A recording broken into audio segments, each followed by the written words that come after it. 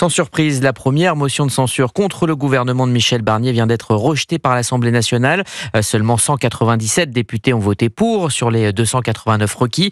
Elle avait été déposée par le Nouveau Front Populaire et défendue cet après-midi à la tribune de l'Assemblée par Olivier Faure. Alexis de la Fontaine, vous êtes sur place pour Europe 1. Si la gauche a échoué à renverser Michel Barnier, eh bien le Nouveau Front Populaire a quand même réussi à s'unir dans cette procédure malgré de profondes divisions. Oui, la France Insoumise a réussi son coup.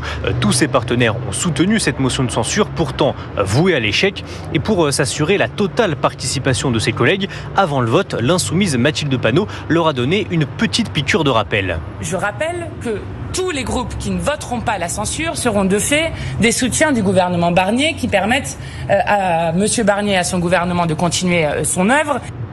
La France Insoumise doute de la fidélité de ses partenaires depuis qu'ils ont refusé de voter la destitution du président de la République.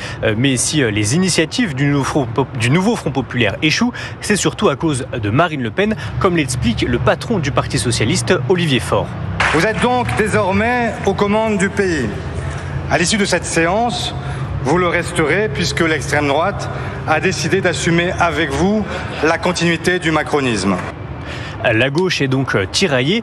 D'un côté, elle s'oppose au Rassemblement national, mais de l'autre, elle a besoin de son soutien pour obtenir une majorité.